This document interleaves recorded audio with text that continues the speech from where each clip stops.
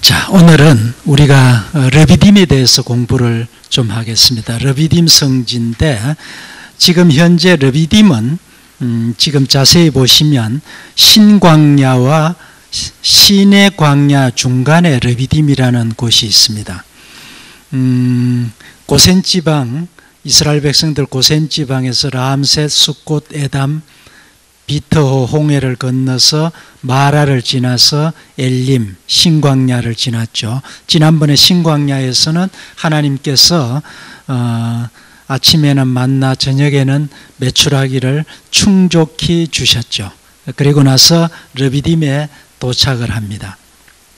여기에 바로 앞에 수르광야, 에담광야, 신광야, 시내광야, 하세롯 이쪽에는 미디안 광야, 바람 광야, 이런 광야 이름은 이제 다 우리가 숙지하고 있을 줄 알고 있습니다. 르비딤에 가서 한 50m, 100m 정도 산으로 올라가서 찍은 사진입니다. 위에서 밑으로 내다보고 내려보고 이렇게 찍은 사진인데 종려나무 3만 그루가 이렇게 무성하게 자라고 있습니다. 그리고 산에는 나무나 풀이 전혀 없습니다. 그러니까 지금 여기에 밑부분만 이렇게 종려나무 3만 그루가 자라고 있는데, 나무가 자란다는 것은 이 땅 밑에 물이 흐르고 있다는 거죠. 생수가 흐르고 있다는 겁니다. 그러니까 지금부터 3,400~500년 전에 하나님의 기적의 역사가 많은 순례자들의 눈으로 너희들 똑똑히 보라는 겁니다. 그걸 보여주시는 겁니다. 자, 그래서 지금 그 후에 한 6년 후에 다시 2010년도 다시 갔더니 이렇게 나무가 조금 이렇게 성실하지 아주 조금 건강하지를 못했습니다. 이렇게 나무가 무슨 비가 홍수가 지나간 것 같이 이상하게 나무가 건강하지 못했습니다. 이때는 10월 하순이었는데 계절적으로 그런지 그건 확실히 모르겠습니다. 그러나 날씨는 굉장히 더웠습니다. 낮에 보통 45도 정도 이렇게 온도가 올라갑니다. 이렇게 나무들이 굉장히 충실하지가 못하고 굉장히 좀 이렇게 망가졌는 그런 것을 우리가 엿볼 수가 있습니다. 자, 르비딤에 도착하니까 역시 물이 전혀 없었습니다. 그랬더니 이 이스라엘 백성들이 또 모세를 원망을 합니다. 다 같이 읽겠습니다. 시작. 당신이 우리를 애굽에서 인도하여 내어서 우리와 자녀와 생축이 목말라 죽게 하느냐. 이스라엘 백성들 눈에 보는 것은 보이는 대로 그대로입니다. 우리가 지금 이런 상황에 당하면 우리는 그들보다도 더 훨씬 더 원망을 많이 할 수 있지 않겠느냐, 이렇게 성지순례를 하면서 그런 생각을 해봅니다. 지금 이스라엘 백성들 정말 하나님께서 많은 기사와 이적을 보고 지금 르비딤에 도착했는데, 르비딤에 도착하니까 또 물이 없어서 이렇게 우리 자녀와 생축이 목말라 죽게 하느냐, 그대로 눈에 보이는 것입니다. 이때 모세는 어찌하여 여호와 하나님을 시험하느냐, 테스트하느냐. 모세의 믿음은 뭐냐면 하나님께서 여기까지 인도해 주신 하나님께서 이거 모르시겠느냐는 겁니다. 이거 보고 계시고 우리들에게 은혜를 베풀어 주실 것이라 하는 것이 모세의 믿음입니다. 전에도 내가 말씀드렸듯이 이렇게 출애굽 과정을 우리가 성경을 읽을 때나 우리가 공부를 할 때 나는 과연 이스라엘 백성들과 같이 눈에 보이는 대로 원망하는 사람인지 아니면 모세와 같이 하나님께 모든 것을 내어놓고 하나님의 은혜를 기다리고 있는 그런 사람인지를 항상 이렇게 생각을 해야 된다는 것입니다. 이때 하나님께서 이거 다 보고 계시죠. 그래서 네 지팡이로 반석을 치라. 그것에서 물이 나오리니 백성이 마시리라. 모세가 그대로 행했습니다. 하나님께서 이거 다 보고 계시고 그때 바로 네 지팡이로, 이 지팡이는 뭐냐면 하나님의 손에 붙들린 것은 하나님의 지팡이죠. 과거에는 그저 양을 몰던 그런 지팡이였는데 하나님의 손에 붙들리시면 이 지팡이는 하나님의 지팡이로 변했습니다. 반석을 치라는 겁니다.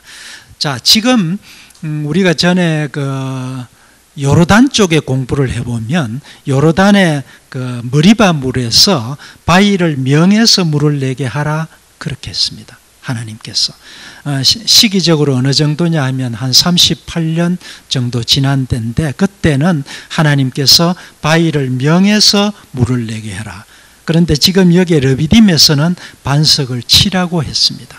그래서 제가 전에 한번 말씀을 드렸습니다만 하나님께서는 그때그때마다 하나님의 말씀이 다르다는 겁니다. 그러니까 우리가 과거의 타성에 젖어서 우리들의 신앙생활을 하면 되지 않는다는 것입니다. 지금 이 시점에 하나님께서 나에게 주시는 말씀이 무엇이냐는 것을 우리는 기도하고 상고해 봐야 된다는 것이 이 말씀이 주시는 교훈입니다. 자, 시편 78편 15절 말씀 다 같이 읽겠습니다. 시작. 광야에서 반석을 쪼개시고 매우 깊은 곳에서 나오는 물처럼 흡족하게 마시게 하셨으며 하나님께서 흡족하게 마실 수 있도록 물이 나오게 했다. 자, 지금 200여만, 250만 명이 가축을 데리고 이렇게 나오면 물이 샘 가지고는 당하지 않죠. 물이 이렇게 여기 지금 시편 105편 41절에 보면 반석을 여신적 물이 흘러나와 마른 땅에 강같이 흘렀다. 강같이 흘렀다. 그래서 이스라엘 백성들 많은 200여만 명의 이스라엘 백성들 가축이 한 번에 이렇게 목을 축일 수가 있습니다. 만약에 그런 물이 아니면 목 마르는 것은 다 같이 같은 시간에 목이 마르죠. 그러니까 다 같이 먹으려면 강같이 흐르지 않으면 이렇게 물이 목을 축일 수가 없습니다. 그래서 거기 지금 여기 보시면 그 강같이 흐른 물이 지금도 이 땅 속으로 흐르고 있다는 겁니다. 그렇지 않으면 나무는 다른 곳에는 나무나 풀이 전혀 없습니다. 그런데 지금 여기 르비딤 여기 그 밑에 바닥에는 지금도 이렇게 건강하게 종려나무가 자라고 있다는 것은 땅 속에 그때 3,400여 년 전에 하나님의 기적의 역사를 너희들 눈으로 똑똑히 보고 정말 하나님의 그 은혜가 무엇이며 하나님의 그 인도하심이 무엇이라는 것을 지금도 성지순례를 하는 사람들로 하여금 깨닫게 또 하나님의 은혜를 느끼게 그렇게 해주시는 것입니다. 자, 또 거기 르비딤에서 아말렉 족속들이 출애굽하는 이스라엘 백성들과 싸우러 왔습니다. 그래서 이스라엘 백성들을 괴롭히고 싸움을 걸어서 싸움을 했습니다. 다 같이 출애굽기 17장 8절에서 13절 요약된 말씀인데 다 같이 읽겠습니다. 시작. 모세가 여호수아에게 이르되 우리를 위하여 나가서 싸우라. 내가 하나님의 지팡이를 잡고 산 꼭대기에 서리라.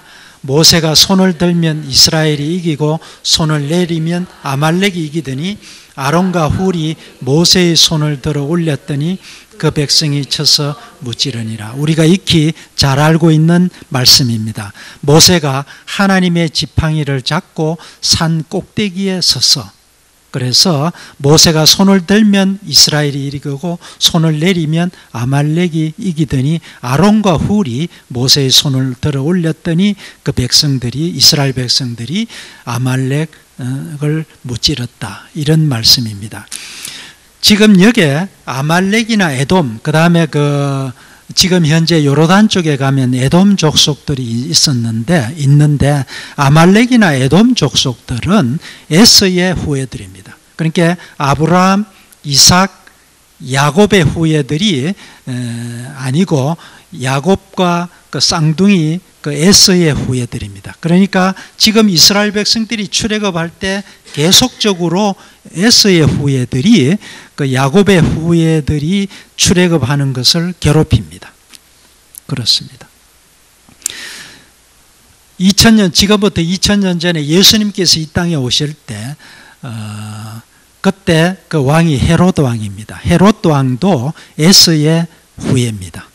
우리 이 정도의 족보는 우리가 좀 알아두면 은혜가 됩니다. 자, 지금 모세가 산 꼭대기에 올라가서 손을 들었던 그 지점이다 하고 이렇게 돌 2개를 이렇게 세워놨습니다. 아론과 훌이다 막 이렇게 해서 세워놨습니다. 이것은 사람들이 이렇게 세워놨는데 여긴지는 아무도 모르죠. 그러나 우리가 성지를 순례할 때 이렇게 산에 이렇게 보고 모세가 저 정도 가서 하나님께 손을 들고 하나님 앞에 기도를 했겠구나 하는 것으로 은혜를 받으면 좋겠습니다. 여기 지금 나는 한 100m 정도 올라가서 중간에 그 목사님과 양쪽에 그 장로 2사람이 이렇게 손을 들고 있는 퍼포먼스를 한번 해봤습니다. 자, 여호와 하나님께서 이런 상황을 보시고 여호와께 아말렉을 천하에서 기억도 못하게 하리라 이렇게 말씀을 하셨습니다. 왜냐하면 여호와 하나님께서 인도하시는 이스라엘 백성들의 출애굽 과정을 아말렉 족속들이 이렇게 괴롭히고 있으니까 내가 그들을 천하에서 기억도 못하게 하리라. 출애굽기 17장 14절 말씀이죠. 그래서 지금 약 400년 후에 사울왕을, 이스라엘의 초대왕이 사울왕입니다. 사울왕을 통해서 아말렉을 진멸하라고 그랬습니다. 그런 그 명령을 여호와 하나님께서 하나님을 통해서 그 사울왕이 받았습니다. 그때 사울왕은 그 아말렉의 왕을 끌어오고 가장 좋은 양과 소를 끌어왔습니다. 그랬더니 사무엘 선지자가 왜 양과 소를 끌어왔느냐, 진멸하지 않고 양과 소까지도 다 없애버리라는 겁니다. 왜 진멸하지 않고 끌어왔느냐, 그리고 아각 왕은 왜 죽이지 않고 끌어왔느냐 했더니 이렇게 사무엘 선지자가 그 사울 왕이 양과 소는 하나님께 제사하려고 그랬습니다. 그래서 사무엘 선지자가 아각 왕을 단칼에 죽여버렸습니다. 그리고 하나님의 말씀을 전합니다. 순종이 제사보다 낫고 듣는 것이 순양의 기름보다 낫다.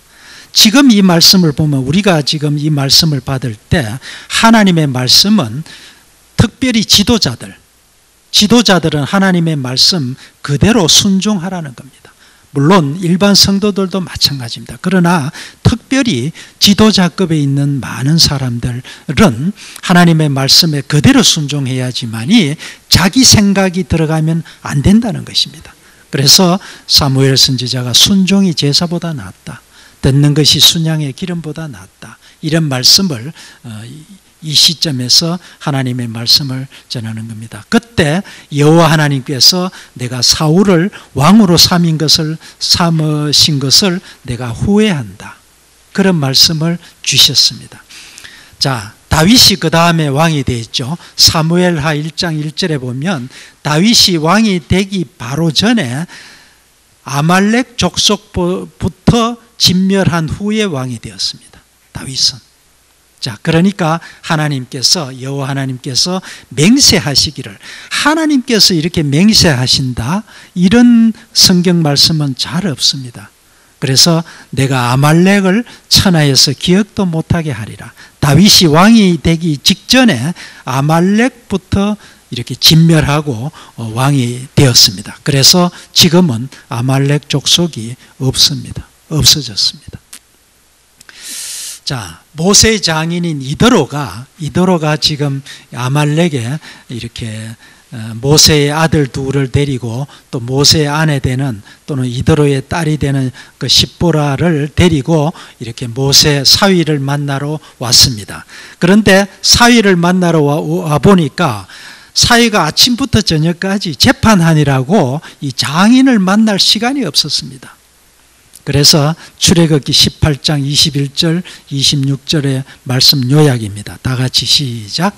너는 백성 가운데 능력 있는 사람들 곧 하나님을 두려워하며 진실하며 불의한 이익을 미워하는 자를 살펴서 1000부장, 100부장, 50부장과 10부장을 삼아 재판하게 하고 어려운 일은 모세에게 1000부장, 백부장, 10부장까지 세워서 그들을 통해서 재판하게 하고 어려운 것은 네가 해라. 네 혼자 아침부터 저녁까지 이렇게 한다면 되겠느냐 말이죠. 지금도 우리가 그렇습니다. 목사님께서 구역장 할 일, 권찰에 할 일을 목사님이 다 이렇게 하신다면 좀 어렵겠죠. 그래서 구역장이 할 일은 구역장이 하고 각자가 이렇게 모든 그 사역을 분배를 해야지만 된다는 것입니다. 이것이 오늘날 우리 교회 지도자를 세우는데 그 중요한 모델의 말씀이 되고 있습니다. 여기 보면 하나님을 두려워하며, 그 다음에 진실하며, 그 다음에 불의한 이익을 미워하는 자를 살펴서 세워라, 그런 얘기입니다.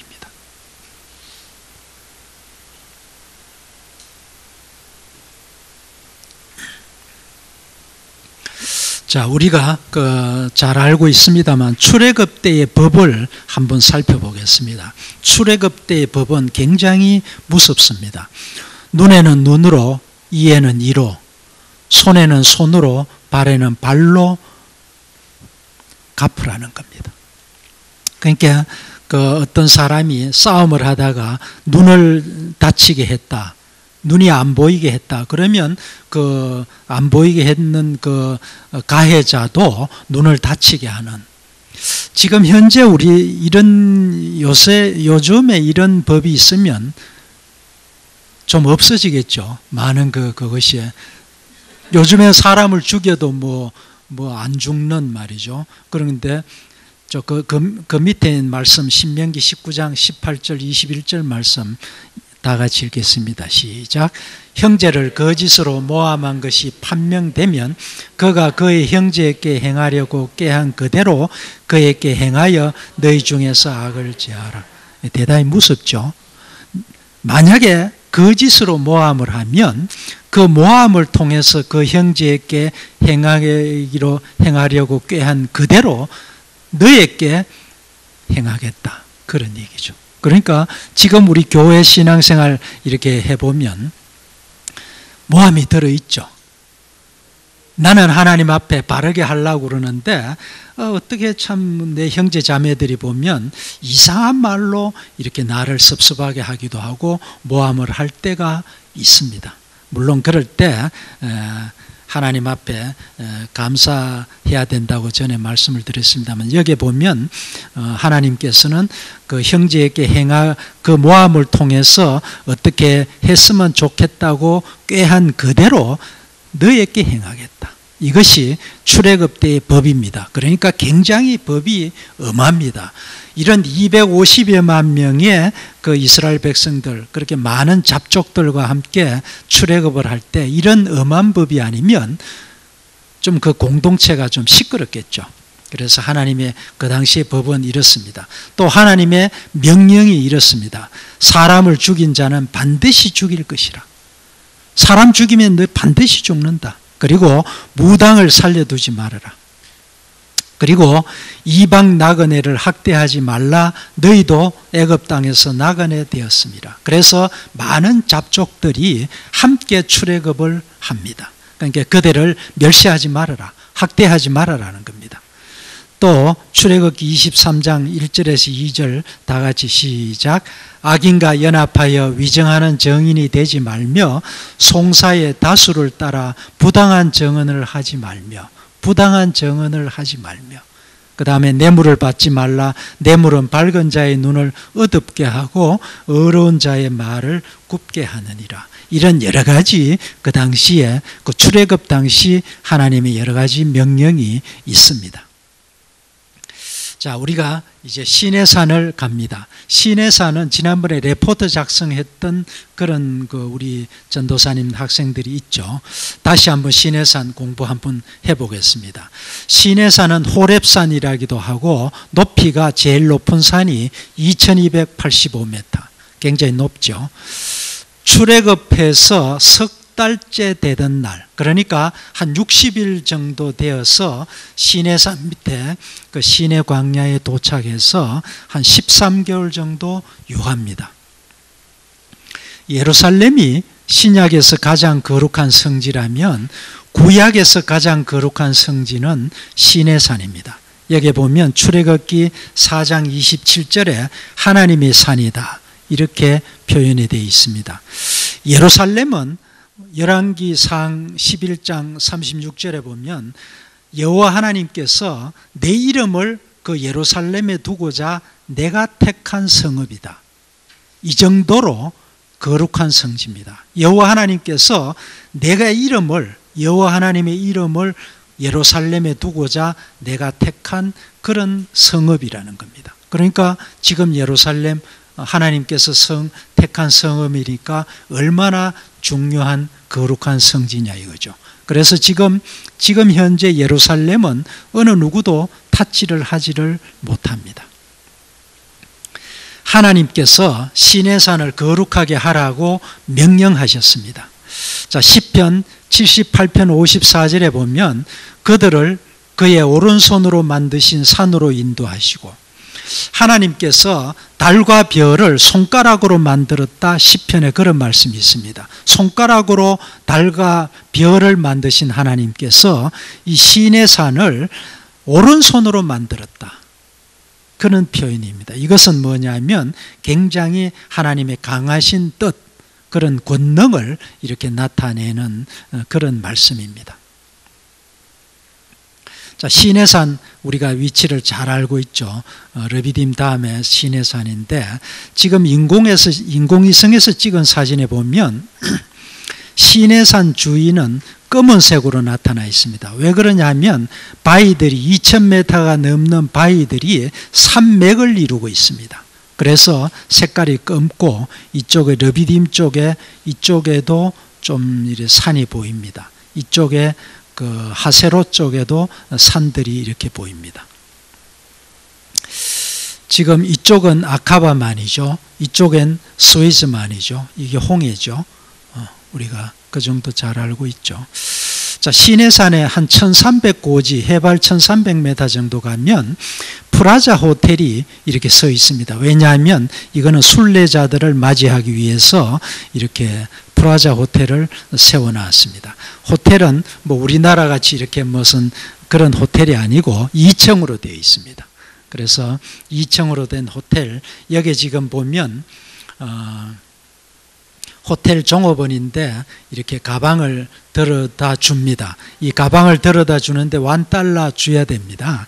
그런데 호텔 버스에서부터 호텔 방까지가 굉장히 거리가 멉니다. 그래서 우리가 성지 순례를 할 때는 가방을 좀 이렇게 간단하게 해가지고 가야 되는데, 우리나라 사람들 보면 전 세계에서 제일 호화롭게 매일같이 옷이 바뀝니다. 물론 그것은 우리들의 그 생활 습성이죠. 나도 그 이해합니다. 매일같이 뭐 옷을 바깥에 옷도 이렇게 무슨 고아텍스 옷 같은 것도 뭐 2불, 3불 가지고 다니면서 매일같이 바꿔 입고 그렇게 다닙니다.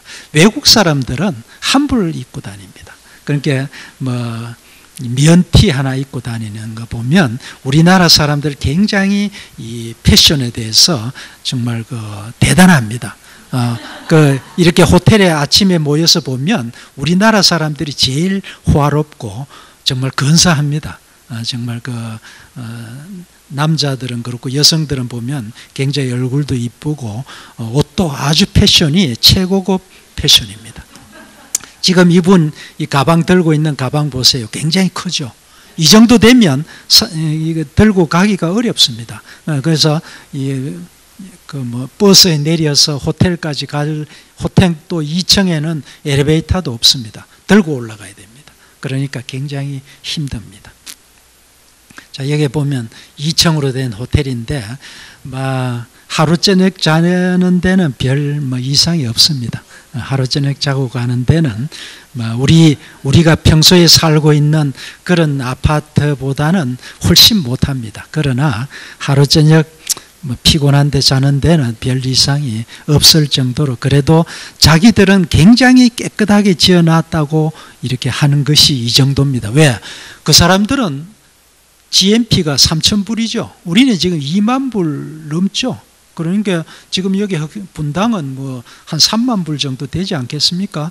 그런데 지금 이들은 3,000불 소득의 이런 그 호텔이라고 생각하면 됩니다. 이렇게 여행할 때는 우리가 그 나라 국민 소득을 생각을 하고 거기에 이제 순응할 수 있는 그런 그것도 있어야 됩니다. 자, 1,400m, 해발 1,400m에 이렇게 버스를 타고 와서 버스 정류장입니다. 그러니까 시내산 입구에 들어가는 버스 정류장입니다. 여기 지금 버스 정류장 한쪽에 이렇게 옛날에 뭐 청계천에 무슨 빨래해서 널어놓은 것 같은 뭐 그런 걸로 보이죠. 이것이 그들의 그 장사 상점입니다. 우리는 이런 거 주도 주가가 겁납니다. 좀 주도 참 그렇습니다. 내가 봐도 그렇습니다. 그러니까 여러분들은 더 하겠죠. 이 남하는 사람들이 봐도 이거 정말 전혀 손이 가지 않고 그러니까 장사가 되지 않죠. 장사가 안 됩니다. 그래서 이게 무슨 마우라도 있고 옷도 있고 그렇습니다. 그래서 상당히 그렇습니다. 그래서 장사가 되지 않아요. 왜? 내가 한번 이렇게 사진도 찍고 이렇게 한번 봤는데 정말 참 그렇더라고요. 그래서 참 좀 더 고급으로 우리나라 같으면 이 상점도 깨끗하게 좀 해서 이렇게 사갈 수 있을 정도로 이래 해야 장사가 되지 않습니까? 그런데 우리는 이거 들어가기가 좀 민망스러울 정도의 상점입니다. 자, 여기도 보십시오. 여기는 문 닫았죠. 문 닫았습니다. 왜? 사람이 안 들어오니까. 전 세계에서 우리나라 사람들이 제일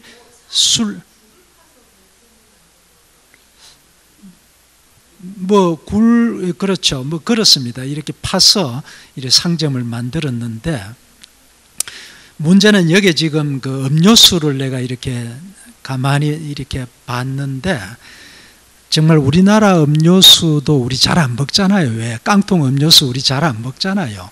그런데 이거 먹겠습니까? 못 먹습니다. 먹고 또 뭐 탈날 수도 있고, 정말 그러니 제가 클 때 한 5, 60년 전에는 우리도 설탕물 타서 파는 것을 사서 먹었습니다. 여러분들 설탕물 사 먹어본 적이 있습니까? 그때는 그랬습니다. 5, 60년 전에는 우리나라도 음료수가 그랬습니다. 그런데 지금 정말 여기 전혀 사람들이 우리나라 사람들 그저 이렇게 한번 보고 그냥 들어갑니다. 아무도 사질 않습니다. 왜? 너무너무 초라하잖아요. 이 정도가 지금 현재 이집트입니다.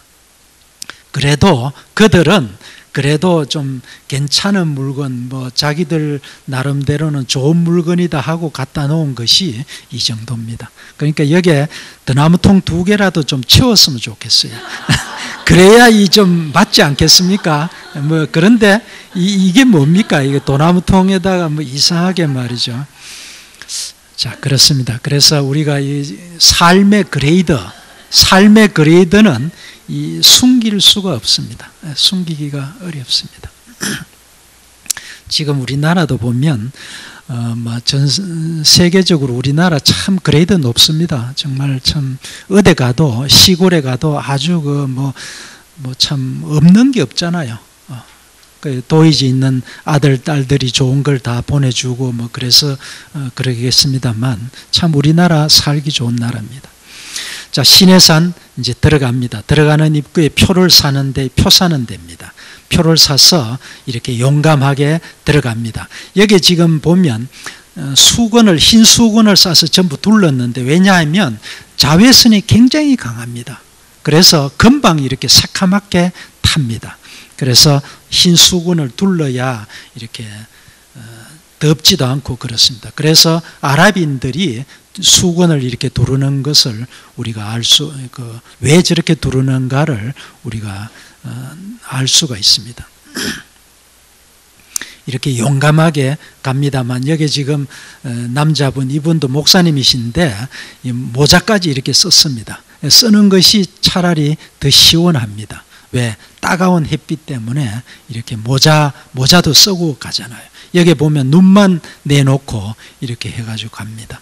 이렇게 이제 2200m까지 지금 여기가 1400 해발 1400m 정도 되니까 한 800m는 자기가 걸어서 올라가야 됩니다.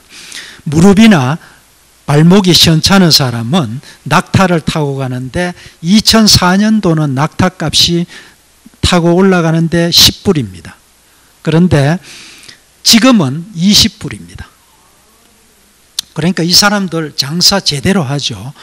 타고 올라가는, 낙타 타고 올라가는데 20불. 이들의 그 GMP는 1000불 정도밖에 안 됩니다. 전체적으로는 3000불이지만 지금 이쪽 변두리 사람들은 GMP가 1000불밖에 안 되는데 낙타 타고 올라갔다 내려오면 40불입니다. 그러니까 대단한 장사입니다. 그래서 지금 이들은 그래도 괜찮은 사람들. 이렇게 낙타를 타고 올라가는데 내가 누군지는 잘 모르겠습니다만 내가 사진을 찍으니까 이렇게 포즈를 취해 주더라고요. 자, 지금 여기에서는 낙타에 내려서 지금 뒤에 보이는 곳이 시내산 정상입니다. 여기 지금 하늘 보십시오. 1년 내도록 비가 오지 않기 때문에 하늘은 굉장히 진한 색깔의 하늘입니다. 이런 하늘 색깔은 우리나라는 없습니다. 이런 거는. 그리고 여기에서 낙타에 내려서 뒤로 돌아서 700계단을 넘어서 정상으로 올라갑니다. 자, 지금 낙타에서 내렸습니다. 내려서 다시 이렇게 완전 무장을 하고 이제 이렇게 700계단을 올라가기 위해서 이렇게 옆으로 돌아갑니다. 이렇게 옆으로 돌아가서 700계단을 올라갑니다. 이 계단이 뭐 우리나라 아파트 계단 그런 게 아니고 돌로 그저 이렇게 계단을 이렇게 쌓아놓은 것이 한 700개 정도 된다고 합니다. 그러니까 여기 700계단 올라갈 때는 굉장히 힘듭니다. 그래서 어떤 권사님은 한 61 정도 된 권사님이 나보고 그러더라고요. 한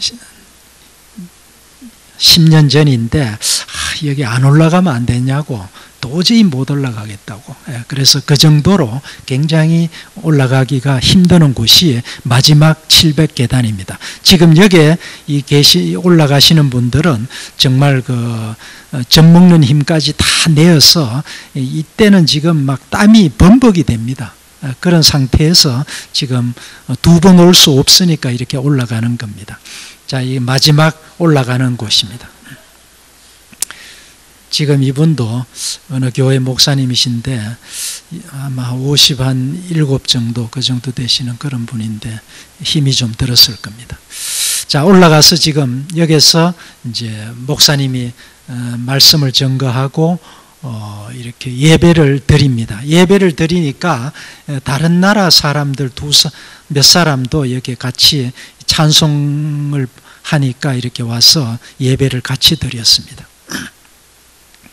자, 이제 해가 질라고 되니 한 4시 정도 되니까 이제 해가 져죠. 그래서 시내산에 해가 비치는 그런 장면인데 해가 빨리 집니다. 그러니까 빨리 내려와야 됩니다. 이렇게 이제 내려오는 그런 장면인데 시내산에 해가 지면 이렇게 빨리 지는데 여기 지금 보면 이렇게 첩첩산입니다. 돌로 된, 바위로 된 산들이 우리나라 도봉산이나 이런 거 보면 봉우리가 하나로 되어 있습니다. 그런데 여기는 첩첩산으로 되어 있습니다. 자, 새벽 2시에 시내산을 올라갈 때가 있습니다. 이때는 새벽에 이제 한 2시에 일어나서 호텔에서 맨손 체조 좀 하고 이렇게 올라갑니다. 이때도 낙타를 타고 올라가는 사람들도 있습니다. 올라가서 이제 새벽 이때가 한 6시 정도 되면 시내산에 이제 해가 뜨기 시작합니다. 이 해 뜨는 것을 보기 위해서 많은 사람들이 이렇게 거기에 해 뜨는 광경을 보려고 이제 정상에 올라가서 기다리고 있습니다. 밑에 온도가 한 20도 정도 되면 여기 시내산 정상에는 0도나 5도 정도 됩니다. 그러니까 시내산 정상에 올라갈 때는 옷을 잘 준비해야 됩니다. 그래서 옷을 준비하지 않으면 거기서 또 이렇게 담요를 빌려주는데 돈도 한 2, 3불 정도 받습니다. 그래서 그 담요를 덮어 써서 그렇지 않으면 추워서 견디기가 어렵습니다. 한 일교차가 한 20도 정도 그렇게 생각하면 좋겠습니다. 자, 여기 지금 시내산 정상에 모세 기념교회입니다. 이 기념교회는 예배를 드리기 위한 것이 아니고 그저 이집트 정부에서 그저 이렇게 세워놓은 겁니다. 그러니까 관광 수입을 올리기 위한 그런 건물이죠. 그렇게 생각하면 좋겠습니다.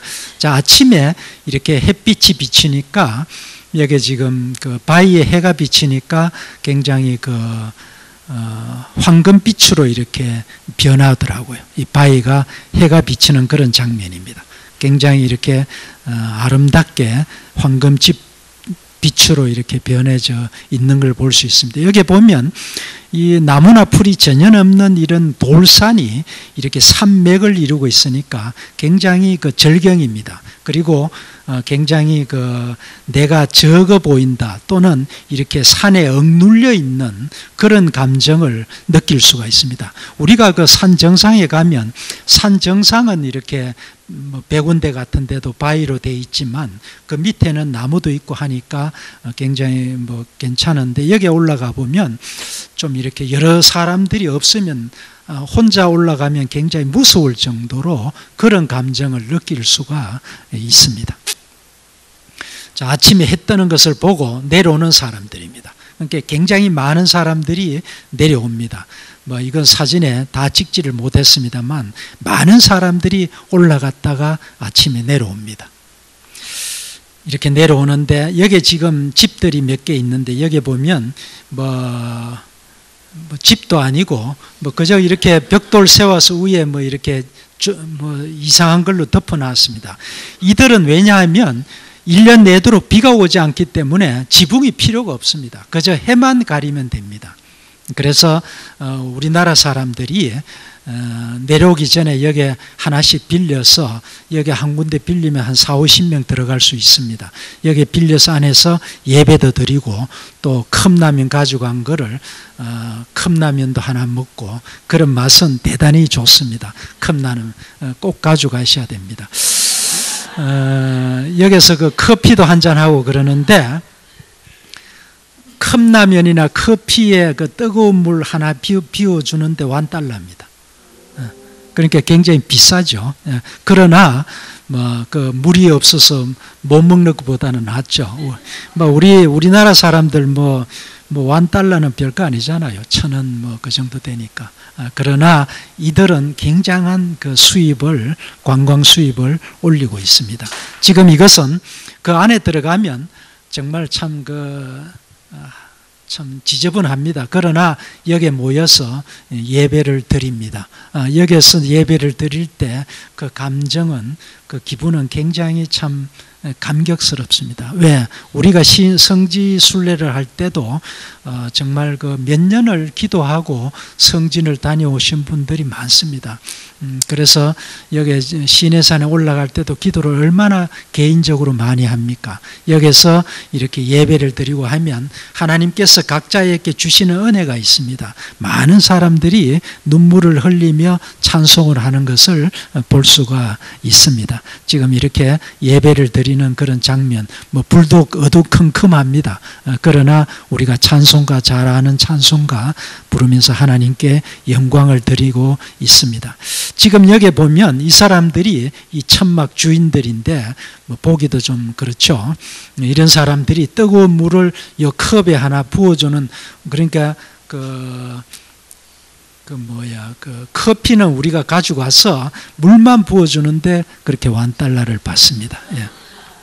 그리고 우리나라 사람들은 지금 인심이 좋아서 컵라면 가지고 와서 먹고 남으면 이들 다 주고 옵니다. 먹으라고. 그러나 이들은 팔 때 상당히 비싸게 판다고 그러더라고요. 이런 것은 우리가 아마 좋은 일이죠. 자, 예배를 드리고 이제 내려옵니다. 내려오는 장면입니다. 지금 그 시내산은 전체가 돌로 되어 있기 때문에 발 조심해야 됩니다. 발목 조심해야 됩니다. 그래서 여기 올라갈 때는 가벼운 그 운동화나 그 등산화 가벼운 거 그걸 신고 올라가지 않으면 발목이 이렇게 접어진다든지 하면 굉장히 괴롭습니다. 그래서 조심해야 됩니다. 이렇게 내려오는 장면입니다. 이 전체가 산이 나무나 이런 것이 전혀 없죠. 그러니까 굉장히 참 보기에 참 그 황량하다 할까 하여튼 그렇습니다. 우리가 처음 보는 그런 산들입니다.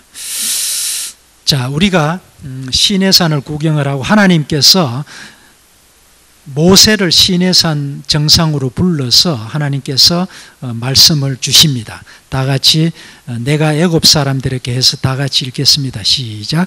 내가 애굽 사람에게 어떻게 행하였음과 독수리 날개로 너희를 업어 인도하였음을 너희가 보았느니라.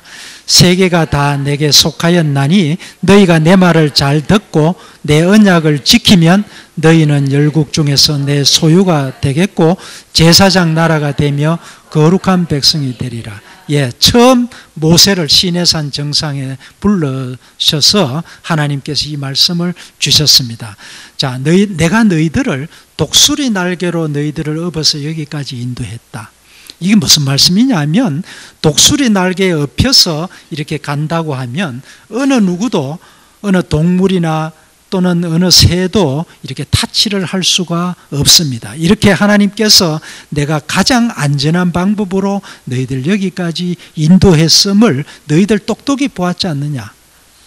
세계가 다 내게 속하였고 내 말을 잘 듣고 내 언약을 지키면 너희들 내 소유가 되고 제사장 나라가 되고 너희들 거룩한 백성이 되리라. 빨리 내려가서 이스라엘 백성들에게 이 말씀을 전하라는 겁니다. 자, 이스라엘 백성들이 이 말씀을 듣고 백성들이 일제히 대답하되 여호와께서 명령하신 대로 우리가 당해하리이다. 이스라엘 백성들도 여호와 하나님의 이 말씀을 들으니까 감격스러운 거죠. 그러니까 내가 여호와 하나님의 명령대로 우리가 다 지키겠습니다. 이렇게 약속을 합니다. 이것은 그 성화인데 모세가 시내산 정상에 올라갔을 때 여호와 하나님께서 구름과 불 가운데 그 임하시는 그런 장면의 성화입니다. 굉장히 참 무섭기도 하고 그렇죠. 이때 어느 누구도 시내산 정상에 못 오게 했습니다. 올라오면 다 죽는다는 겁니다. 자, 두 번째 모세를 또 시내산에 불러서 옷을 빨고 성결하게 하라. 이 무슨 뜻이냐 하면 지금 신약적으로 말하자면 너희들 하나님께만 집중해라. 그런 말씀입니다.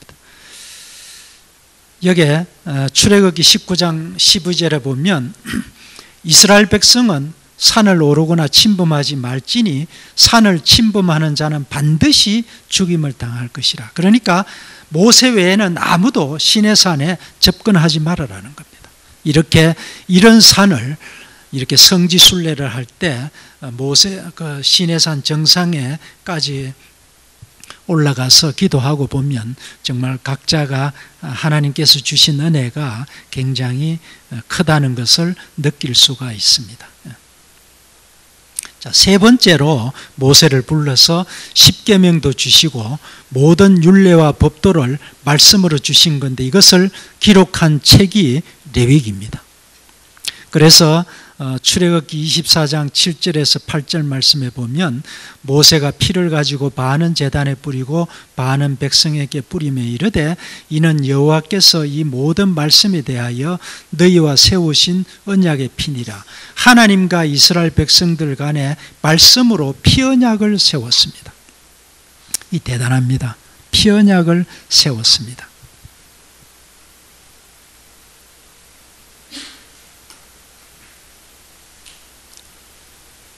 그리고 나서 하나님께서 안식일에 대한 규례를 주셨는데 여기 지금 안식일은 우리가 잘 알죠. 금요일 해지면서부터 토요일 해질 때까지가 안식일이죠. 이 안식일은 지키라고 명령을 하셨습니다. 이건 명령입니다. 지켜도 되고 아니 지켜도 되고 그것이 아니고 명령입니다. 다 같이 읽겠습니다. 시작. 나와 너희 사이에 대대의 표징이요 성일이다. 더럽히는 자는 죽일지며 일하는 안식일에 나무하는 자는 반드시 죽일지니 온 회중이 돌로 칠지니라. 너희의 초소에서 불도 피우지 말라. 이렇게 나무하는 사람도 죽이겠고 너희 초소에 불도 피우지 말아라. 그래서 지금 유태인들 또는 예수님을 구세주로 믿지 않는 그런 유태인들은 각 가정에 타이마를 장치해 놓고 정밀 가스레인지를 장치해 놓고 안식일 날 이렇게 불을 켜는 것까지부터도 일한다고 생각을 하고 전혀 손도 까딱하지를 않습니다. 가스레인지 조정도 일한다고 생각을 합니다. 그래서 저녁에 한 8시 되면 불이 자동적으로 꺼질 수 있도록 타이머를 맞춰놓고 아침에 한 6시 정도 돼서 또 불이 켜질 수 있도록 타이머를 맞춰놓습니다. 이렇게 스위치 온오프 시키는 것까지도 일하는 걸로 생각을 하고 있습니다. 그래서 지금 유태인들 가정에는 안식일을 목숨 걸고 지키려고 노력하고 있습니다. 그리고 호텔에는 각 층마다 서는 전용 엘리베이터도 있습니다. 이래서 호텔 엘리베이터 버튼을 눌리는 것까지도 일하는 걸로 생각을 하고 있습니다. 예수님께서 이 땅에 오셔서 다 이루었다 그렇게 말씀하셨죠. 이렇게 누리라는 뜻인데 이들은 지금도 안식일을 율법으로 아주 묶어놓고 있습니다. 안식일에 한 1km 정도밖에 못 간다. 스위치 온오프 스위치도 작동하지 말아라. 이렇게 합니다. 예수님께서 이 땅에 오셔서 유태인들이 예수님을 죽이고자 한 첫 번째 이유가 안식일을 범했다는 겁니다. 그러니까 여기 보면 더럽히는 자는 죽일지며 여기에 해당하는 겁니다. 그러니까 안식일을 더럽히는 자는 죽이라는 겁니다. 이 말씀에 의해서 예수님을 죽이려고 그들은 모의를 했습니다. 그래서 우리가 이 안식일에 대한 거 굉장히 구약에는 엄하게 되어 있습니다. 자, 신약시대 예수님께서 이 땅에 오셔서 안식일에 대해서 뭐라고 말씀했냐면 안식일은 사람을 위하여 있는 것이요 인자는 안식일의 주인이라. 내가 안식일의 주인이다. 그렇게 말씀하십니다. 그래서 지금 우리는 예수님이 부활하신 날을 기념해서 주일을 지키고 있죠. 그렇죠? 네. 자, 네 번째, 아론과 훌에게 모든 것을 맡기고 40주 40야를 시내산에 머뭅니다. 자, 많은 교회 목사님들은 이제 설교하실 때 이 말씀을 가지고 설교를 많이 하십니다. 그래서 하나님께서 만들어 기록해 주신 십계명 두 돌판을 가지고 모세가 내려왔을 때 밑에 이스라엘 백성들은 금송아지 신을 만들어서 춤추는 것을 보고 모세가 크게 노해서 두 돌판을 산 아래로 던져서 깨뜨려 버리죠. 자, 지금 이것이 성화인데 아론과 많은 이스라엘 백성들이 금송아지를 만들어서 이렇게 춤추고 있는 그런 광경의 성화입니다. 이렇게 시내 광야에서 이스라엘 백성들이 이렇게 금송아지를 만들어서 이렇게 춤추고 있는 것을 모세가 보고 십계명 두 돌판을 던져서 깨뜨려 버렸습니다. 이것이 지금 영화의 한 장면인데 모세가 십계명 두 돌판을 던져서 깨뜨리는 그런 장면이죠. 이것은 화가가 렘브란트 그런 화가가 그린 성화입니다. 십계명 두 돌판을 모세가 그래도 점잖게 던지버리는 그런 장면이죠. 꽤 점잖은 표현이죠. 그러나 아까 이 표현은 영화의 한 장면인데 이것은 정말 모세가 화가 나서 던져서 깨뜨려버리는 그런 장면입니다. 그 당시에 애굽의 가장 위대한 신이 하토르 신입니다. 하토르 신은 금송아지 형상을 숭배하는 신입니다. 그 당시에 애굽에 100여 가지의 신들이 있었습니다. 그래서 금송아지 형상은 이스라엘 백성들이 너무나 많이 종살이하면서 보아왔기 때문에 눈에 익은 그런 우상입니다. 그러면 금송아지 만드는 그 은금 폐물은 어떻게 해서 그런 그 출애굽하는 백성들이 금이 있었느냐 하면 다 같이 읽어보겠습니다. 시작. 은금 폐물과 이복은 여호와께서 그들이 구하는 대로 주게 하심으로 애굽 사람의 물품을 취하였더라. 이스라엘 백성들이 출애굽할 때 10가지 재앙을 하나님께서 내려주셨죠. 그래서 애굽 사람들은 자, 너희들 좋다, 아무거나 가지고 나가라. 더 이상 못 살겠다는 거죠. 그래서 은금 폐물도 가지고 나가게 했고 또 가축을 가지고 나가도록 했습니다. 종살이 하는 사람들이 무슨 금이 있고 가축이 생축이 있었겠습니까? 여기 보면 하나님께서 그렇게 그들 애굽 사람들의 물품을 취하여 갈 수 있도록 그렇게 해 주셨습니다. 이것은 지금 그 카이로 박물관 정문입니다. 여기 보면 정문에 보면 여기 지금 그 여신이 형상이 하나 있는데 이것이 하토로 여신입니다. 이 하토로 여신이 금송아지를 숭배하는 여신입니다. 이 금송아지는 지금 박물관에 있는 금송아지입니다.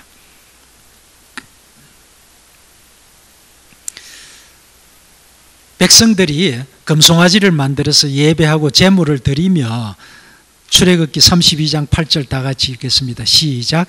이는 우리를 애굽 땅에서 인도하여 낸 우리의 신이라. 자, 이스라엘 백성들이 이렇게 석 달 3개월 동안 많은 기사와 이적을 눈으로 보고 시내 광야까지 왔는데 모세가 40일 동안 소식이 없는 것을 보고 금송아지를 만나서 이것이 우리를 여기까지 인도해낸 우리들의 신이다. 이 말이 됩니까 이거? 말이 되겠습니까 이거? 이것은 뭐냐면 지금 저나 여러분들도 믿음이 좋다고 그렇게 많은 사람들이 생각하고 내 자신도 하나님과의 관계 회복을 위해서 매일같이 기도하고 그렇게 하죠. 그러나 우리가 40일 정도만 모든 것을 다 전폐하고 세상과 짝하고 세상 사람들과 놀고 그렇게 40일 동안만 교회 나오지 않고 그러면 우리도 잡신을 믿을 수 있다는 겁니다. 그렇게도 될 수 있다는 겁니다. 그것이 40일입니다. 여러분들 40일 동안 한번 해보시겠습니까? 정말 아무리 믿음이 좋은 사람도 한 7주 정도 주의를 범하고 세상 사람들과 짝하고 놀러 다니고 그저 그들과 같이 이렇게 생활하고 그런다면 정말 우리도 얼마든지 하나님과 이렇게 멀어지고 이렇게 될 수 있다. 여러분들도 아마 그런 걸 경험할 겁니다. 성경을 하루만 읽지 않고 한 2, 3일 정도 성경을 읽지 않고 이렇게 성경을 다시 펴들면 성경이 굉장히 멀리 갔다가 다시 오는 걸 느낄 수 있을 겁니다. 그렇죠? 그리고 매일 하지 않으면 하나님이 자꾸만 이렇게 멀어지는 것을 우리가 느낄 수 있습니다. 만약에 성경을 일주일만 읽지 않고 그냥 덮었다가 이렇게 교회 와서 성경을 펴면 이 성경이 아주 나하고는 굉장히 거리가 멀죠. 그렇습니다. 어떤 목사님인데 지금 책에서 읽은 건데 김남준 목사님인가 모르겠습니다. 어떤 목사님 책에서 이런 말씀이 있습니다. 그 목사님이 그 군대 생활할 때 육군사관학교에서 그 방위병을로 했다고 합니다. 그런데 일주일에 매주에 한 번씩 이렇게 방위병들을 모아서 운동장 그 짠디밭, 육군사관학교 짠디밭에 잡초를 이렇게 캐낸다고 합니다. 그때 이 목사님이 우리가 만약에 이 잡초를 한 달만 캐지 않으면 굉장히 잡초 캐기가 어렵겠구나. 그런데 이 잡초를 1년만 캐지 않으면 여기는 짠디밭이 아니고 잡초밭이구나. 그런 생각을 했다고 합니다. 그러니까 우리가 아무리 믿음이 좋아도 정말 이렇게 잡초밭이 되면 회복하기가 쉽진 않죠. 그래서 우리가 매일같이 성경을 하루에 조금씩이라도 한 장이라도 성경을 읽고 기도하는 그런 그 버릇이 우리가 일상생활에서 그렇게 돼야 됩니다. 그렇지 않으면 정말 하나님과 자꾸 이렇게 멀어지는 것을 우리가 영적으로 느낄 수가 있습니다. 이때 모세가 당신이 어떻게 하였기에 그들을 큰 죄에 빠지게 하였느냐, 이 말씀 여기에 당신이 누구냐 하면 자기 형 아론에게 말하는 겁니다. 형님, 어떻게 했기에 이들이 이렇게 큰 죄에 빠지게 했습니까? 이렇게 물었죠. 이때 아론이 금이 있는 자는 빼내라 한적 그들이 내게 가져왔기로 불에 던졌더니 송아지가 나왔나이다. 이것도 말이 안 되죠. 송아지를 금을 모아서 이렇게 녹여서 이렇게 깎아서 이렇게 금송아지를 만들었다. 성경에 그렇게 되어 있습니다. 그런데 불에 던졌더니 이 송아지가 나왔다. 참 아론이 자기 동생에게 얼마나 다급했으면 이런 거짓말 하겠습니까? 자, 우리가 그 성경에도 보면 아담의 그 변명이 있습니다. 하나님께서 너 왜 선악과 따먹었느냐? 그랬더니 아론이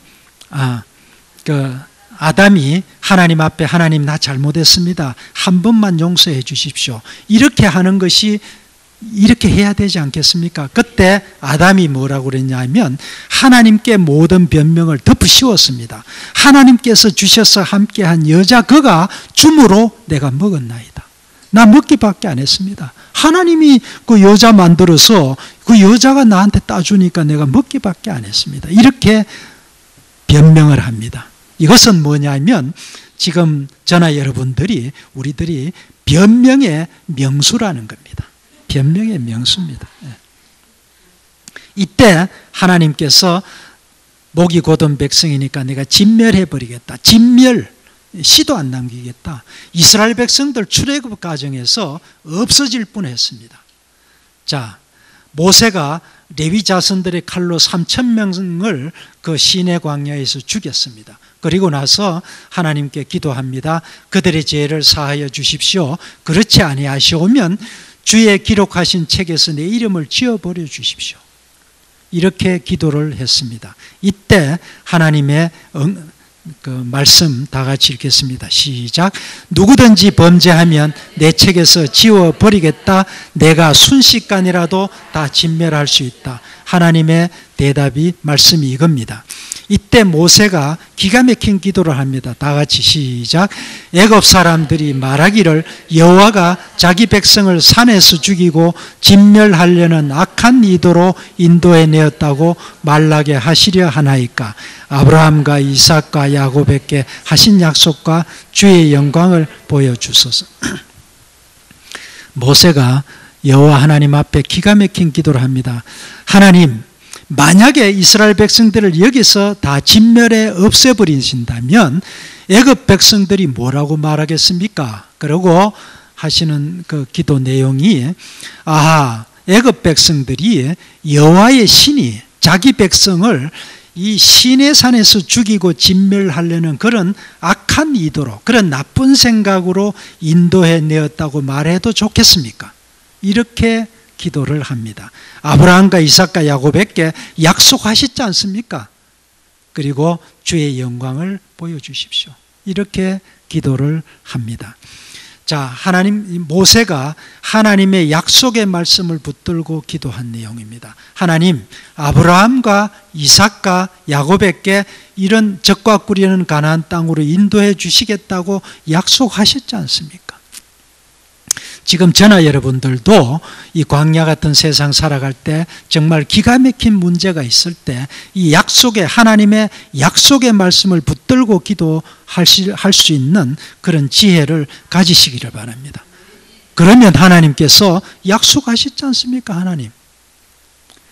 이때 하나님께서 두 말씀도 안 하십니다. 아무 말씀 안 하시고 돌판 둘을 처음 것과 같이 깎아 만들어서 가져올라오너라. 네가 깨뜨린 처음 판에 있던 말을 내가 그 판에 그대로 내가 써주겠다.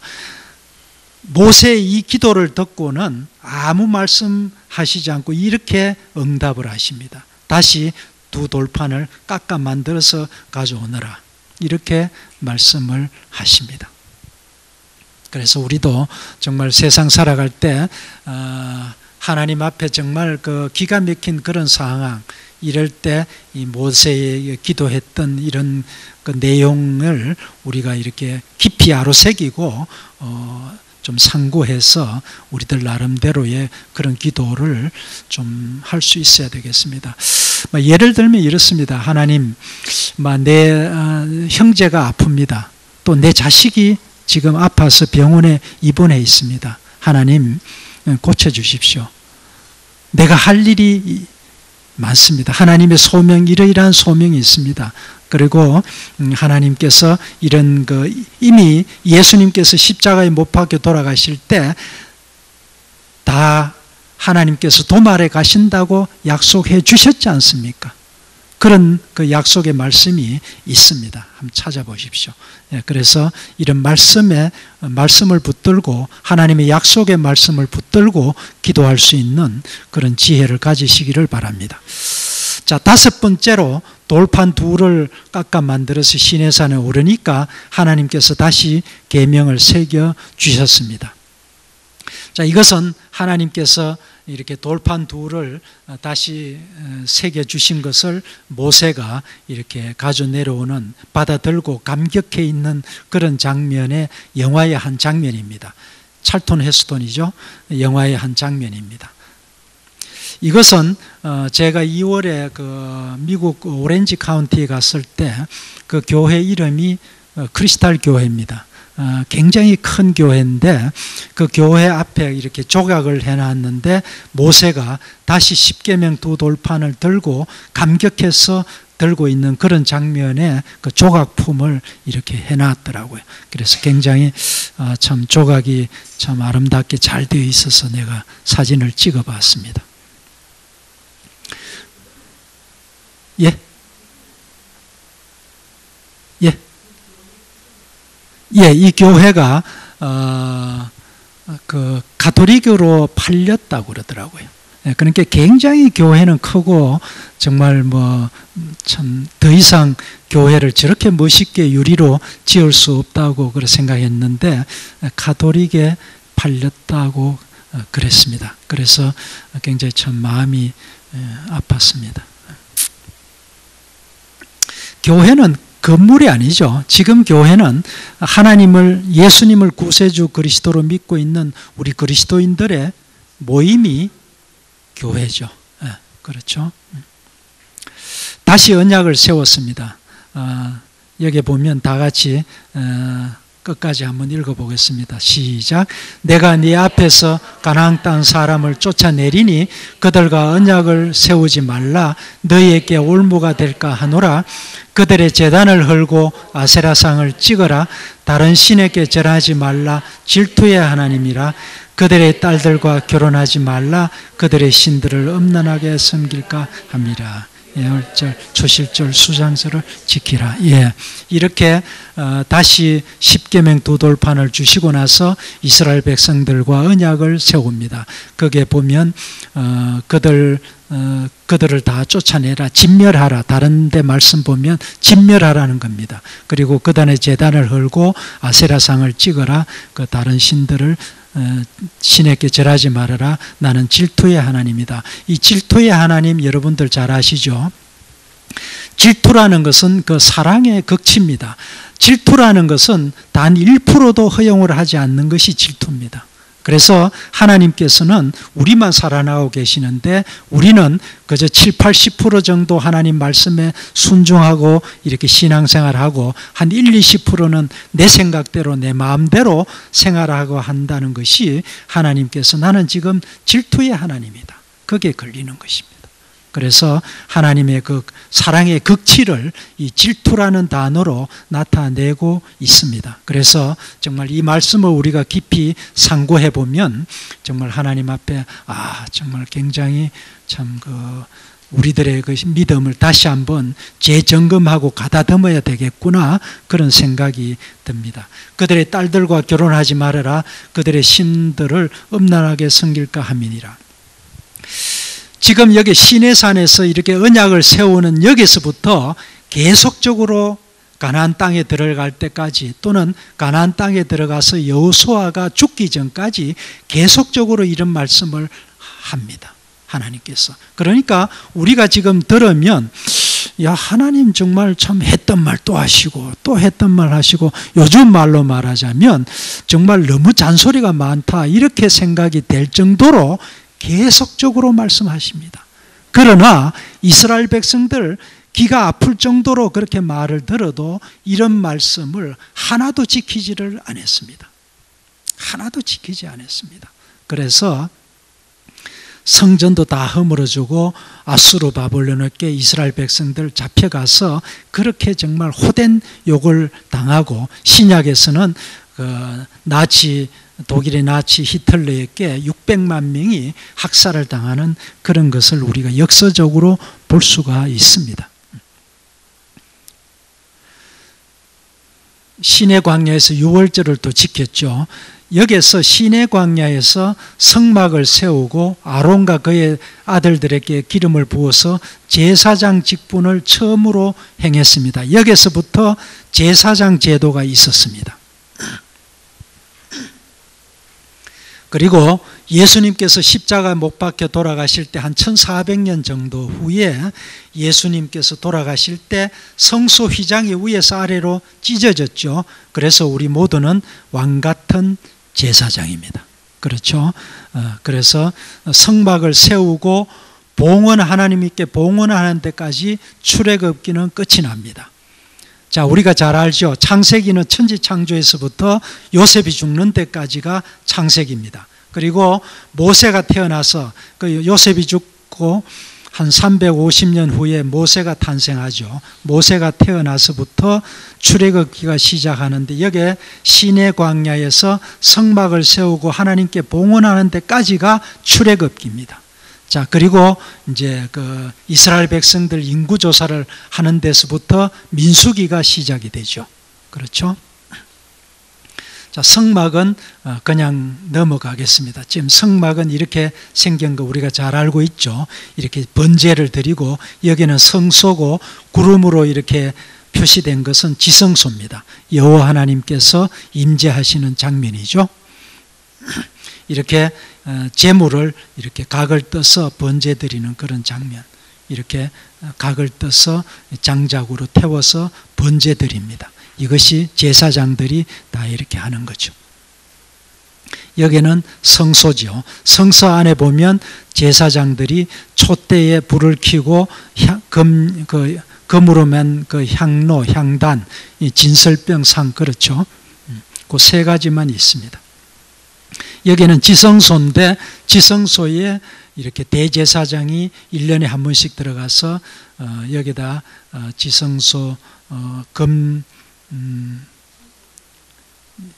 속죄소에다가 그 피를, 그 제물의 피를 이렇게 뿌려서 하나님께 제사함을 받는 그런 장면입니다. 여기 이제 금향로를 가지고 들어가는 대제사장입니다. 언약궤는 이렇게 시띠나무로 만들어서 정금을 입혔죠. 솔로몬이 성전을 짓고 내부에다가 언약궤를 안치를 했습니다. 이때 시내산에서 만든 언약궤를 안치를 하고 바벨론 왕 느부갓네살 침입 때 분실했습니다. 그래서 지금 없어졌죠. 그때가 유다 왕 여호야킴입니다. 지금부터 2600년 전입니다. 지금 우리는 예수님 십자가의 보혈로 제사함 받고 의인으로 구원을 얻은 거죠. 이것은 그 언약궤 아닙니다. 시띠나무 이렇게 생겼죠. 이것이 지금 그 광야에 있는 시띠나무인데 굉장히 큰 시띠나무입니다. 가시도 있고 그렇습니다. 이 시띠나무는 뿌리가 한 2km 정도. 그러니까 전 세계에서 뿌리가 제일 긴 나무가 시띠나무다, 그렇게 되어 있습니다. 여기 지금 네게브 사막에, 여 밑에 네게브 사막에 자라고 있는 시띠나무가 이렇게 생겨 있습니다. 이거 시띠나무입니다. 뿌리가 굉장히 깁니다. 보통 그 뿌리가 긴 나무는 보통 한 4, 5m 정도 되면 뿌리가 길다고 하죠. 그러나 이 시띠나무는 2km니까 2000m죠. 굉장히 크죠. 자, 이 시띠나무가 우리들에게 주시는 교훈은 뭐냐 하면, 하나님께 쓰임받는 우리 종은 하나님 앞에 모든 것을 내어놓고 온갖 멸시와 천대 또는 고통과 고난을 다 받고 견디는 자라만이 하나님께 쓰임받을 수 있다는 것이 이 시띠나무가 우리들에게 주시는 교훈입니다. 이것은 광야에서 다른 나무는 다 죽고 없습니다. 그러나 온갖 정말 광야의 그런 그 삶에서도 뿌리가 너무너무 깊이 2km나 이렇게 뿌리가 박혀 있으면서 살아나오는 나무가 시띠나무입니다. 그래서 우리 모두는, 저나 여러분들이 하나님 앞에 쓰임을 받으려면 온갖 고통과 고난을 겪고 하나님만을 의지하고 살아온 자라야만이 쓰임받을 수 있는 종이 될 수 있다는 것입니다. 우리가 평탄한 가운데서 이렇게 해서는 하나님 앞에 쓰임받기가 쉽지는 않습니다. 그래서 지금 현재 여러분들 삶이, 하나님 앞에 삶이 어려운 것이 있습니까? 그럴 때 하나님께서 나를 훈련시켜 주시는 과정이구나, 이렇게 생각하고 감사하게 받고 그런 그 기도로 모든 것을 이길 수 있는 이런 지혜가 있어야 하겠습니다. 자, 이것이 지금 그 성화인데, 이스라엘 백성들이 유할 때 성막을 가운데 두고 전후좌우로 세 지파씩 이렇게 유하고 있는 장면의 성화입니다. 하나님께서는 구름 기둥으로 이렇게 지성소에 임하시는 그런 장면의 성화죠. 자, 시내산 출발을 하는데, 시내산 출발을 할 때 인구 조사를 합니다. 20세 이상 칼을 들 수 있는 사람 인구를 조사를 하니까 60만 3,550명. 시내산까지는 오합지졸로 왔습니다. 그러나 시내산 출발부터는 각 지파별로 두런과 깃발을 세우고 성막을 중앙에 두고 앞뒤로 6지파로 질서정연하게 행군대열로 해서 제사장 둘이 언나팔을 불고 행진을 합니다. 자, 이것이 굉장히 중요합니다. 시내산 오기 전까지는 오합지졸입니다. 자, 시내산 출발에서부터는 하나님의 군대로 변해졌습니다. 굉장히 중요한 겁니다. 시내산에서 레위기를 받았죠. 또 하나님과 언약을 맺었죠. 여기서부터는 하나님의 군대입니다. 자, 하나님의 군대는 조금만 잘못하면, 지금 우리가 군대 생활을 해보면 군에서는 우리가 뭐 그 정도는 뭐 용서할 수 있지 않느냐, 이런 것도 군에 가면 용서가 되질 않습니다. 마찬가지로 하나님의 군대로 되었을 때는 이스라엘 백성들이나 지도자나 누구나 할 것 없이 하나님 앞에 잘못하면 그대로 처벌을 받습니다. 우리가 앞으로 공부한 내용이 그렇습니다. 하나님의 군대라는 것은 그렇습니다. 저나 여러분들이 하나님의 군대입니다. 이것을 우리가 명심해야 됩니다. 자, 지금 여기 성화인데 제사장 둘이 언나팔 둘을 불고 이제 법궤가, 하나님의 궤 법궤가 제사장 4사람이 어깨에 메고 가고, 그 다음에 6지파, 그 다음에 성막, 그 다음에 6지파, 이렇게 행군대열로 하나님의 군대가 출발을 합니다. 여기서부터 시내산 출발부터는 이렇게 합니다. 시내산 오기 전까지는 자기가 가족을 데리고 가축을 데리고 오합지졸로 우리 옛날에 피난생활 할 때와 같이 그렇게 왔습니다. 그러나 시내산 출발부터는 하나님의 군대입니다. 우리가 이런 것을 잊어서는 안 됩니다. 자, 여기까지 우리가 시내산 출발까지 우리가 공부를 했습니다. 여러분들 이제 성서지리학 공부를 많이 했기 때문에 이 정도 해도 굉장히 빨리빨리 알아들으시고 다 이해를 하실 줄 믿습니다. 기도하겠습니다. 사랑의 주 하나님, 감사합니다. 오늘도 이렇게 시내산까지 출애굽 과정을 공부할 수 있도록 인도해 주신 하나님 감사합니다.